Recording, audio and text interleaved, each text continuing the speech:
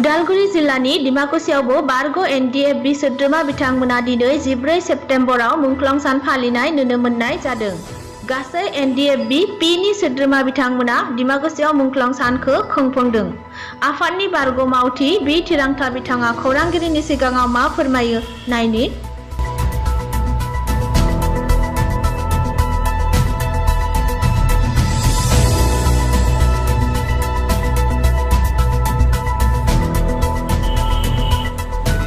मायथाइनि 14 सेप्तेम्बर बेयो एनडिएफबिनि martyrs day.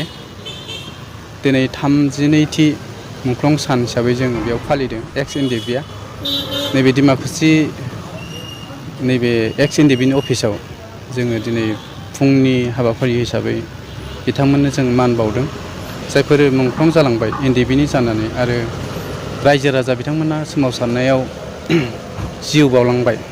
बिथांमोननि सोलेरखौ गोसोखांनानै जों दिनै बेवहाय एक्स एनडिएफबि आरो बे हालामनि डिमाकुसि हालामनि रायजो राजाफोरा गोसो गोथारै मान बावदों आरो जायफोरा दासिम गोमानानै दङ बिथांमोनखौबो जों दिनै गोसोखांदों दिनैनि बे मुंख्लं सानाव। आरो जायफोरा दासिम जेलाव जोबजानानै दोनजादों बिथांमोनखौबो जों मान बावो आरो जिउ जोबजासिम जायफोरा जेलाव दङ बिथांमोनखौबो जों मान बावो आरो बिथांमोननि बावसोमनायनि फिथाइ महरैनो जोङो थांनाय 2020 मायथाइनि 27 जानुवारि खालि जोङो मोनसे बिटिआर एकर्ड खालामनो हाबाय।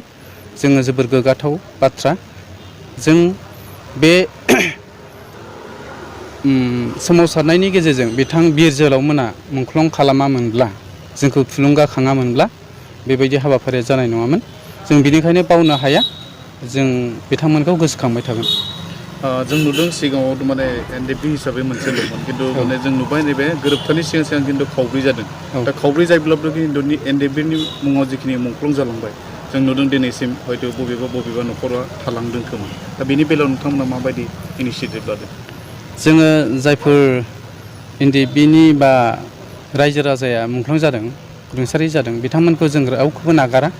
जों गासैखौबो एनडिएफबिआ मोनब्रै जादोंब्लाबो जोङो गासैखौबो जोङो नाजावगोन आरो सोरखारनिफ्राय मोननांगौ एक्स ग्रेसिया बेफोरखौ जों होनो नाजागोन।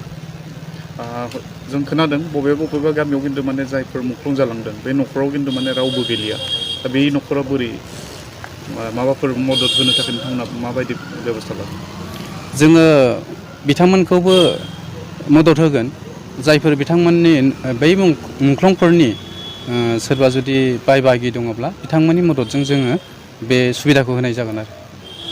आथिखाल माने दायो जि बिसायख'थि जागोन बेयावथ' नुबाय नोंथांमोननि मोनसेल' हानजायानो खिन्थु गावबा गाव माने खावब्रै जादों। दा बे बेलायाव दिनैनि बेलायाव बे गोथार मुंख्लं सानाव मा होनना खावलायो? जों बेखौनो खावलायो दिनैनि गोथार बे मुंख्लं सानाव दुखुनि सानजों लोगोसे जोंनि गेजेराव मोजांबो फैदों, जेनेबा बिटिआर एकर्ड। बेनि गेजेरजों जों बे बिटिआर एकर्डनि दफाफोरखौ मावफुंनो थाखाय जोंनो मोजां सोरखार नांगौ।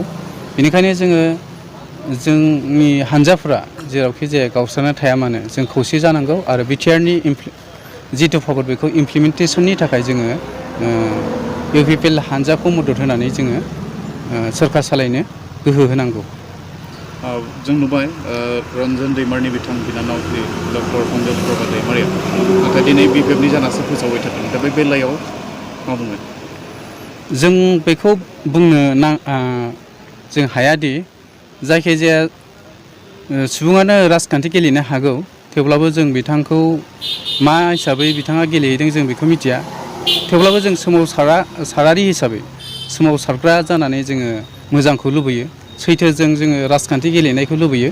सोरखौबा थगायनाय, सोरखौबा नंखाय बाथ्रा बुंनाय बेखौ जों मोजां मोना। बेनिखायनो सैथोनि लामाजों जोंनि जि बिटिआर गोरोबथानि थांखिफोर दफाफोर बेखौ जों मावफुंनायाव जों हेफाजाब मोनो, बेखौ जों अरायबो लुबैयो आरो।